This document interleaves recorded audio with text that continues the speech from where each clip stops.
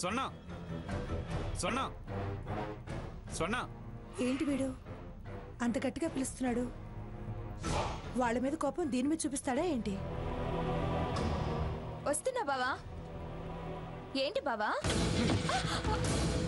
ఏంటి బావా పిలిచి కొట్టడానికి చెయ్యెత్తుతున్నావు? నిన్ను కొట్టడం కాదు, గొంతు పిసికి పారేస్తా. చెప్పవే, రాత్రి వాళ్ళకి రెండో తాళం చెవి దారం కట్టి విసిరింది నువ్వే కదూ? నాకేం తెలీదు, నేనే వేయలేదు. నిజం చెప్పు, లేకపోతే గొంతు పిసికి చంపేస్తా. నువ్వు విసిరేకపోతే తాళం చెవికి దారం ఎలా కట్టుంది? నువ్వు ఇవ్వకపోతే ఈ దారం ఇక్కడ ఇలా ఎందుకుంది?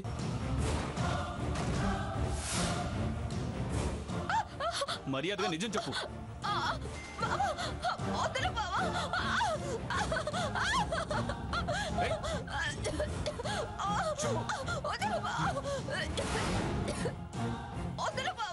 చెప్తావా లేదా? చెప్పు.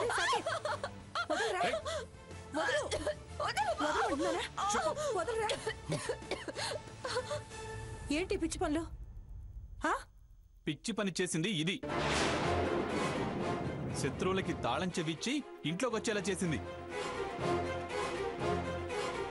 అదిగో ఆ దారం చూడు. నిజంగా నాకేం తెలీదు, నేనేమి ఇవ్వలేదు. అయినా నేను మీ దగ్గరే ఉన్నాను కదా. మళ్ళీ అబద్ధం ఆడతావు. ఆగరా, ఇది తాళం చెవి ఇచ్చినా ఇవ్వకపోయినా రావాలనుకుని వచ్చిన వాళ్ళు ఎలాగోలాగా లోపలికొచ్చి తీరుతారు. ఆ దారం ఎప్పుడు కట్టిందో, ఈ దారం ఎప్పుడు పడిందో దానికి దీనికి లింకు పెట్టి ఇలా గొంతు పిసుకుతావా? ఇది నీ పెళ్ళంరా. పెళ్ళాం అంట, పెళ్ళాం. శత్రువులకి సాయం చేసేది ఇది నా పెళ్ళామా? ఛ!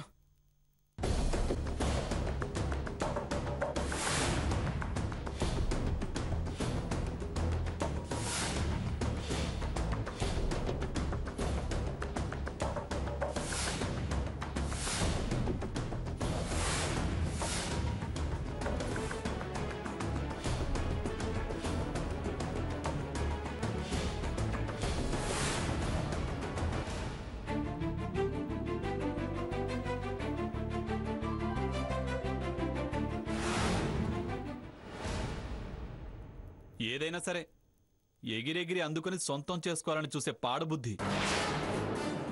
అవన్నీ కుప్పి గెంతులురా. అత్తయ్య గారి ముందు ఎన్ని గెంతులు వేసినా, ఎన్ని పిల్లి మొగ్గలు వేసినా వాళ్ళు గెలవలేరు. అనుకున్నది అందుకోలేరు.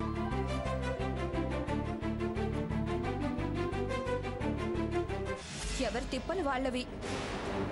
ఇంకొకరి గెలుపు ఓటములో మనం నిర్ణయించలేము. విన్నావా? విన్నావమ్మా? దీని మాటలు ఎప్పుడు చూడు వాళ్ళనే సపోర్ట్ చేస్తుంది. అక్కే కదరా, అందుకే అలా మాట్లాడుతుంది. అక్కే అత్తయ్య గారు, ఎవరు కాదంటారు? అక్క చెల్లి, అమ్మ నాన్న, అన్న తమ్ముడు అనేవాళ్ళు ఉండాలి. ఒకరితో ఒకరు ప్రేమ పంచుకోవాలనే కదా ఎవరైనా కోరుకునేది. వెళ్ళవే, వెళ్ళి పంచుకో. ఏంట్రా ఏంట్రా ఈ మరొకతనం? ఏదో అంది, ఇలా అందరినీ అసహించుకుంటే ఎలా? ఎవ్వరు కాకుండా పోతారు. స్వర్ణ, ఏం మాటలివి? మాటకి మాట బదులు అప్పు చెప్పాలా?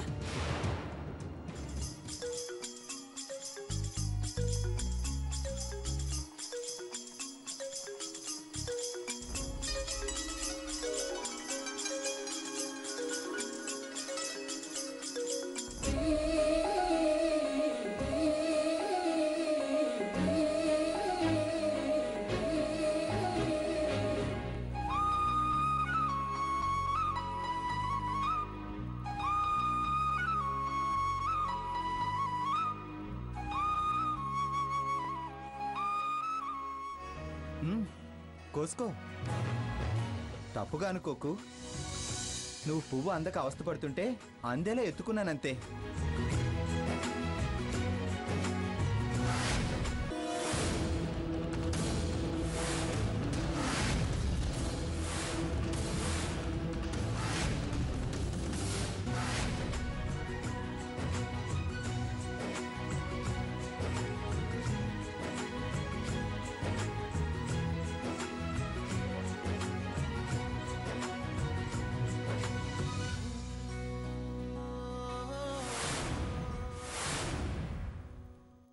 చచ్చా, మరి ఎంత బరి తెగించారు?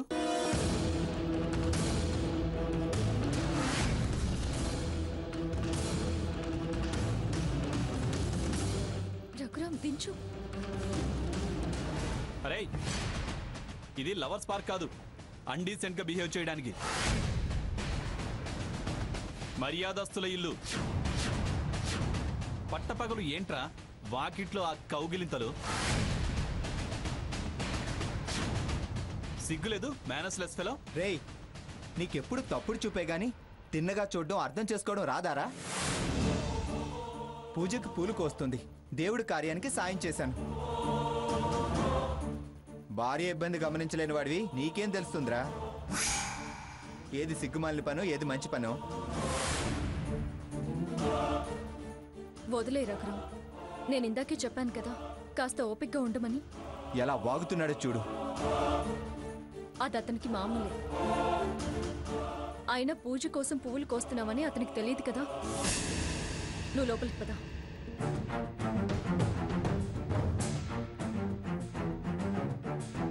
రేయ్, పూజ చెయ్యరా, పెళ్ళం పాద పూజ చెయ్యి. తప్పు చేయడం, కథలు చెప్పడం. చేస్తానురా, నా భార్య పాదాలకు నేను పూజ చేస్తాను, నెత్తినెక్కించుకుంటాను. నీకేంట్రా? ముందు నీ పెళ్ళాన్ని ప్రేమించడం నేర్చుకోరా ఫూల్. రా. ఎంత పొగరో చూడమ్మా. నీకెందుకురా వాడితో? వాళ్ళు ఏడిపేదో వాళ్ళు ఏడవని. అనడం ఎందుకు, అనిపించుకోవడం ఎందుకు? అంటే వాడు చేసిన పని మంచిదంటావా? మంచో చెడు చర్చి మనకు అనవసరం.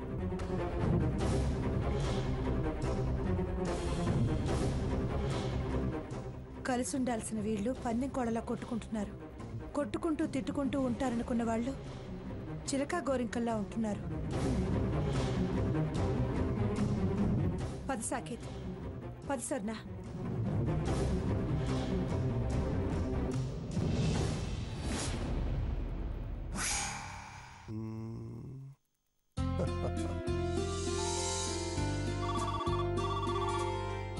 హలో, ఎవరండి? అక్కయ్య గారు, నేను ఆనందని.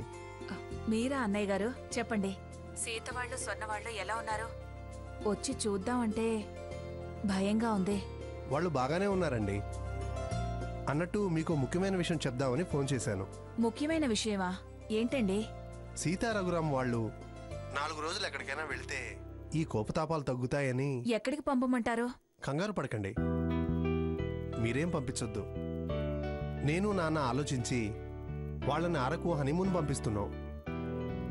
మనం ఇక్కడ చేయాల్సిన బాధ్యత అక్కడ జరిగేలా అన్ని ఏర్పాట్లు చేశాము. అలాగా, చాలా సంతోషంగా ఉంది.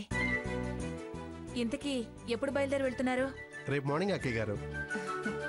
మంచిదండి, మంచి వార్త చెప్పి మనసు కుదుటపడేలా చేశారు. ఉంటాను. మంచిదండి.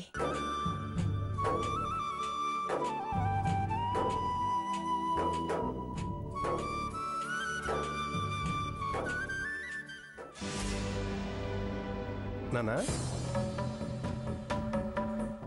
యువతల ఇల్లు నిప్పుల కుంపట్లా ఉండి నిలబడలేక మేం చింతలేస్తుంటే ఈయనేంటి ఇంత చలాకీగా హుషారుగా ఉన్నారు? మావి గారి దగ్గరికి ఎందుకు వెళ్తున్నట్టు? ఎరా ఆనంద్, ఏమైంది? రిసార్ట్ బుక్ చేసావా? సూట్ ఇచ్చారా? రిసార్ట్లో సూట్ మనకి ఇవ్వకపోవటం ఏంటి నాన్న? బ్రహ్మాండమైన సూట్ అలాట్ చేశారు. అవును, ఇలా విషయం అక్కడ ఏర్పాటు చేశావని సావిత్రికి చెప్పావా? చెప్పడం, వాళ్ళు ఆనందపడటం అన్నీ జరిగాయి. హోటల్ వాళ్ళకి చెప్పావా? వచ్చేది కొత్త దంపతులు, హనీమూన్ అని, అది ఇది అని. నాన్న, అన్నీ వాళ్ళకి వివరంగా చెప్పాను. అన్ని ఏర్పాట్లు చేస్తామని వాళ్ళు ప్రామిస్ కూడా చేశారు. నువ్వు నేను ఆలోచించాల్సిన పనేమీ లేదు. మనకన్నా వాళ్లే బ్రహ్మాండంగా ఏర్పాటు చేస్తారు. చేస్తారండి, మీరు అందరికీ అన్ని ఏర్పాట్లు చేస్తారు. అందరూ మీకు అన్ని ఏర్పాట్లు చేస్తారు. అమ్మా లక్ష్మి, దయచేసి మీరు మాట్లాడకండి మావయ్య. కుటుంబ పెద్దగా మీరు మీ నిర్ణయాన్ని చెప్పారు, వినమన్నారు. ఎదురు ప్రశ్నించొద్దు అన్నారు, మౌనంగా ఉన్నాం. ఇప్పుడు ఇది మా కుటుంబానికి సంబంధించిన విషయం. నా కొడుకు గురించి భార్యాభర్తలు మేము మాట్లాడుకుని తేల్చుకోవాల్సిన విషయం. ఏమండి ఇప్పుడు వచ్చిన వాడు మీ కొడుకా? నా కొడుకు మీ కొడుకు కాదా? ఎవరన్నారు? అయినా వాడికి ఏ అన్యాయం చేశానని నువ్వు అలా మాట్లాడుతున్నావు? ఇప్పుడు మీరు చూపించిన తేడానే చెప్తుంది. ఏం అన్యాయం చేశారు? ఏ వీళ్ళకి హనీమూను, సూట్స్, ఫస్ట్ నైట్ ఏర్పాట్లు చేస్తున్నారే, అవన్నీ వాడికి చేశారా? ఇది చాలదా వాడిని మీరు కొడుగ్గా చూడలేదని చెప్పడానికి? చూడమ్మా లక్ష్మి, మిమ్మల్ని మాట్లాడొద్దనగా నువ్వు గదమ ఇస్తే నోరు మూసుకుని కూర్చోడానికి నేనేం బడిపిల్లని కాదు. నీకన్నా పెద్దవాణ్ణి, పైగా మామయ్యని, ఈ కుటుంబానికి అంతటికీ పెద్దవాణ్ణి. నా కుటుంబం అని నువ్వు అన్నా అది నా కుటుంబంలో ఓ భాగమే. వీడేం సాకేత్తుని వేరుగా చూడాలని వాడికేదో చేయటం లేదు. అప్పుడు వాడి పెళ్ళప్పుడు గొడవలే, ఇప్పుడు గొడవలే. అప్పుడు వాళ్ళ మధ్య జరిగాయి, ఇప్పుడు మన మధ్య జరుగుతున్నాయి. ఆ రోజు అలా వాళ్ళని హనీమూన్కి పంపి ఎక్కడో ఈ కార్యాన్ని ఏర్పాటు చేయాల్సిన అవసరం రాలేదు. ఇప్పుడు వీళ్ళ మీద కూడా వీడికి నాకు ప్రేమేదో పొంగి గొప్పగా ఏర్పాట్లు చేయాలని, ఘనంగా ఆ కార్యక్రమాన్ని ఏదో జరిపించాలని పంపించటం లేదు. 4 రోజులు వాళ్ళ ఇంట్లో ఉండకుండా ఉంటే ఆ ఆవేశకావేశాలు తగ్గుతాయని, గొడవలు సద్దుమణిగితే సమస్యకి ఏదో ఒక పరిష్కారం దొరుకుతుందని. అది అర్థం చేసుకోకుండా నువ్వు ఇలా ఆవేశపడితే ఎలా? ఈ నచ్చ చెప్పే మాటలే నాకు నచ్చటం లేదు. మీరనేది నిజమైతే ఈయన ముందే నాతో ఒక మాట చెప్పొచ్చుగా. నిజమే చెయ్యండి అని నేను మిమ్మల్ని సమర్థించేదాన్ని కదా. అలా కాకుండా మీరు రహస్యంగా మాట్లాడుకుని చెయ్యాల్సిందంతా చేసి ఇప్పుడు ఇలా నా కన్నీళ్లు తుడిచే మాటలు మాట్లాడుతున్నారా? పిచ్చి పిచ్చిగా మాట్లాడకు లక్ష్మి. అవునండి, నేను పిచ్చిదాన్నే. నా మాటలు పిచ్చి మాటలే. నేను పిచ్చిదాన్ని కాబట్టేగా నా దగ్గర నిజాన్ని దాచారు. నేను పిచ్చిదాన్ని కాబట్టేగా 25 ఏళ్లు గడిచినా ఇంకా ఆవిడ మీద ప్రేమను పెంచుకుని మనసులో దాచుకున్నారు. నేను పిచ్చిదాన్ని కాబట్టేగా తేలిగ్గా ఏమార్చి పెళ్లి చేసి మీ పెద్ద పెళ్ళాం కొడుకుని ఈ ఇంటికి తీసుకురాగలిగారు. నిజంగా మీ మనసులో ఎంత కపటం దాగుందని తెలుసుకోలేని పిచ్చిదాన్ని. నా కొడుక్కి అన్యాయం జరుగుతుందని ప్రశ్నించడం పిచ్చి మాటలే. వాడెవడో కాని వాడిని నెత్తినెత్తుకుంటూ నా కొడుకును నేలకేసి కొడుతుంటే మీరు తప్పు చేస్తున్నారు అంటం పిచ్చి మాటలే. పొరపాటు పడుతున్నావు లక్ష్మి. ఎలాగో అలాగా గొడవలు సర్దుమరిగే ప్రయత్నం చేస్తుంటే నువ్వు తప్పుగా అర్థం చేసుకుంటున్నావు. అవునండి, నేను పొరపాటు పడేదాన్ని. ఎవరిని సరిగ్గా అర్థం చేసుకోలేని తెలివి తక్కువ దాన్ని.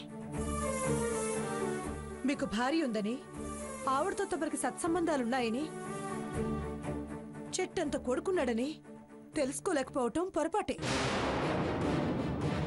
మీరు మీ వాళ్ళని మర్చిపోకుండా, జాగ్రత్తగా నాకు తెలియకుండా మెయింటైన్ చేసే తెలివి ఉందని తెలుసుకోలేని అమాయకత్వం, తెలివి తక్కువ తరుణాది. మీకోసం నా వాళ్ళందరినీ వదులుకున్న పిచ్చి మొద్దుని, రక్త సంబంధీకులతో చుట్టరికలు వదిలేసుకున్న అమాయకురాల్ని, ఎవరిని లేకుండా చేసుకుని మీ ఇంట్లో అన్నం కోసం బానిసగా బ్రతికెళ్ళదీస్తున్న మతిలేందాన్ని, గతిలేందాన్ని. మీకోసం నా వాళ్ళందరినీ వదులుకున్న పిచ్చి మొద్దుని, రక్త సంబంధీకులతో చుట్టరికలు వదిలేసుకున్న అమాయకురాల్ని, ఎవరిని లేకుండా చేసుకుని మీ ఇంట్లో అన్నం కోసం బానిసగా బ్రతికెళ్ళదీస్తున్న మతిలేందాన్ని, గతిలేందాన్ని. మీ పెద్ద భార్యకి అత్తయ్య గారు ఆస్తి పంచిచ్చారు. నాకు కన్నీళ్లు, కష్టాలు, అరుపులు, కేకలు, తిట్లు ఇవన్నీ పంచారు. ఇప్పుడు మీరు నాకు, నా కొడుక్కి పిచ్చితనం పంచారు. ప్రేమలు, ఆప్యాయతలు పెద్ద భార్య కొడుకు పంచారు. అమ్మా లక్ష్మి, అలా ఏవేవో ఊహించుకొని నువ్వు బాధపడద్దు. అందరికీ మంచి జరగాలనే మా ప్రయత్నం. అర్థం చేసుకోమ్మా. నీకు గాని నీ కొడుకు గాని ఎలాంటి అన్యాయం జరగనివ్వం. ప్రమాణ పూర్తిగా చెబుతున్నాను, నా మాట నమ్ము తల్లి. కళ్ళెదుటి ఇంత అన్యాయం జరుగుతుంటే ఎలా నమ్మమంటారు? ఇప్పుడైనా తెలివిని పడి నా దారిని చూసుకుంటాను. ఎవరు న్యాయం చేసినా చేయకపోయినా నా పోరాటం నేను చేస్తాను. నా కొడుకు ఏ నష్టం జరగకుండా కాపాడుకుంటాను. అమ్మా లక్ష్మి, లక్ష్మి లక్ష్మి ఏదో చేద్దామనుకుంటే ఏదేదో జరిగిపోతుంది. ఏలినాటి శని ఈ ఇంటిని పట్టి పీడిస్తుంది. వాస్తు దోషమో మనస్తత్వాల దోషమో అర్థం కావటం లేదు. వదిలేయండి నాన్న. మనం చేసేది మంచి ప్రయత్నం, అంతా మంచి జరుగుతుంది. ఏం మంచో ఏం చెడు ఏమీ అర్థం కావటం లేదు.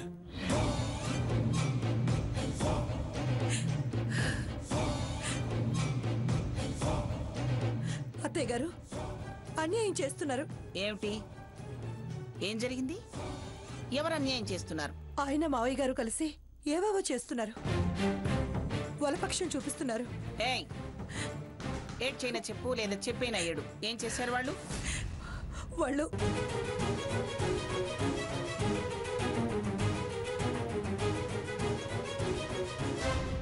ఏమిటి? వాళ్ళని హనీమూన్ పంపిస్తున్నారా? చాలా దూరం వచ్చిందే వీళ్ళ వ్యవహారం. ఒకళ్ళు కాకరకాయ అంటే మరొకళ్ళు కీకరకాయ అంటున్నారు. వీళ్ళ తిక్క ఎలా తిప్పాలో నేను తిప్పుతాగా. మళ్ళీ ఇలాంటి గూడు పుటాణీలు చేయకుండా బుద్ధొచ్చేలా చేస్తాను. ఈ ముసలాయనికి రోజు రోజుకి బుద్ధి మందగించి బుద్ధి తక్కువ పనులు చేస్తున్నారు. ఇదంతా ఆయన ఆనందుకి నూరిపోసి చేయిస్తున్న పని. వీళ్ళిప్పుడు హనీమూన్ అంటూ షికార్లకు వెళితే అసలే మంట మీద సాకేతి ఎంత రాద్ధాంతం చేస్తాడో, ఏ అఘాయిత్యం చేసుకుంటాడో అని భయంగా ఉంది అత్తయ్య. అటు చూస్తే స్వర్ణ మీద చిందులేస్తున్నాడు, ఇటు రఘురాం కనిపిస్తే రెంకలేస్తున్నాడు, ఎదురుపడ్డప్పుడల్లా యుద్ధం చేస్తున్నాడు. నువ్వేం భయపడకు, నువ్వు ధైర్యంగా ఉండు. నేను సాకేత్తో మాట్లాడతాగా. ఏం మాట్లాడినా వాళ్ళలా వెళితే వీడు చిన్నతనం అనుకుంటాడు, అఘాయిత్యం చేసుకుంటాడో అని భయంగా ఉంది అత్తయ్య. అటు చూస్తే స్వర్ణ మీద చిందులేస్తున్నాడు, ఇటు రఘురాం కనిపిస్తే రెంకలేస్తున్నాడు, ఎదురుపడ్డప్పుడల్లా యుద్ధం చేస్తున్నాడు. నువ్వేం భయపడకు, నువ్వు ధైర్యంగా ఉండు. నేను సాకేత్తో మాట్లాడతాగా. ఏం మాట్లాడినా వాళ్ళలా వెళితే వీడు చిన్నతనం అనుకుంటాడు, చాలా బాధపడతాడు. వీళ్ళని పంపిద్దాం. ఏంటి, వీళ్ళని పంపిస్తారా? కానికి గతి లేని వాణ్ణి, దమ్మిడి విలువ లేని వాణ్ణి వాణ్ణే పంపిస్తుంటే కోట్లకు పడగలెత్తిన దాన్ని నేను నా మనవణ్ణి మనవరాల్ని పంపించలేనా? వాళ్ళు 3 స్టార్లో ఉంటే వీళ్ళని 5 స్టార్లో ఉంచుతా. వాళ్ళు కారులో వెళితే వీళ్ళని అంతకంటే 10 రెట్లు విలువైన కారులో పంపిస్తా. వాళ్ళు ఏసీ బస్సులో వెళితే వీళ్ళని ఫ్లైట్లో పంపిస్తా. వాళ్ళు ఎక్కడికెడితే అక్కడికి, వాళ్ళకన్నా ఘనంగా ఉండే చోటకి పంపిస్తా. వాళ్ళు గుళ్ళుకుని ఏడ్చేలా చేస్తా. దర్జాగా నేను పంపిస్తా. అవును, ఎక్కడికి పంపిస్తున్నారన్నావు? ఏదో రిసార్ట్స్ లో సూట్ అనుకుంటున్నారు. సరే, నువ్వు వెళ్ళవన్నీ నేను చూసుకుంటాను. అలాగే అత్తయ్య. ఊరుకుంటున్న కొద్దీ ముదిరి పాకాన పడుతున్నారు. నా వెనకాల చాలా నాటకాలు ఆడుతున్నారు. అస్సలు ఆలోచిస్తే ఈ కథంతటికి సూత్రధారి ఆ ముసలాయనే అనిపిస్తుంది. లేకపోతే ఐపు అజా లేకుండా 25 ఏ సంబంధం లేకుండా వెళ్ళిపోయింది. మొదటిసారి అనుకోకుండా చీరాల్లో కనిపించింది.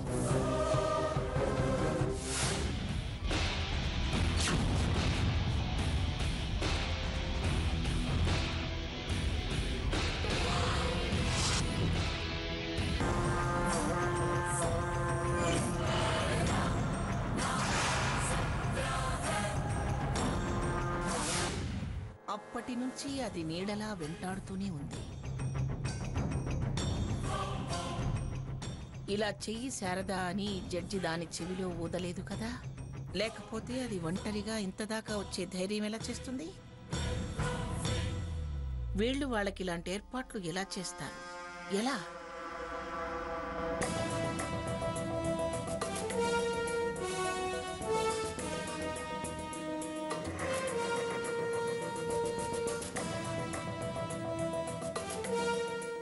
ఏంటిది? దేనికోసం కాచు కూర్చున్నట్టుంది. ఏమిటి, నాకు తెలియకుండా చాప కింద నీరులా చాలా చాలా ఏర్పాట్లు చేస్తున్నారు? లక్ష్మి ఉదేశిందన్నమాట. అవును, నాకు తెలియక అడుగుతాను. ఇదంతా మీరెందుకు పులుముకుని మరీ చేస్తున్నారు?